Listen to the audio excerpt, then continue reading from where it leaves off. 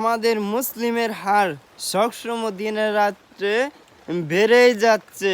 কোন দেশগুলোতে সবসময় বেড়ে যাচ্ছে জানেন? আমেরিকা, ইউরোপ কান্ট্রি দেশগুলোতে বেড়ে যাচ্ছে, সবচেয়ে বেড়ে যাচ্ছে ওই দেশগুলোতেই। কারণ তারা বুঝতে পারছে যে ইসলাম হচ্ছে জীবন সমস্যার সমাধান।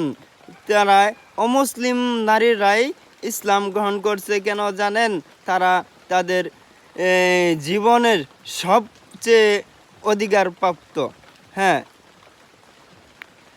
বাবা কষ্ট করে কামাই রোজগার করে মেয়েকে লেখাপড়া করাইতে গিয়ে নিজে ছিঁড়া লুঙ্গি কাপড় পরছে।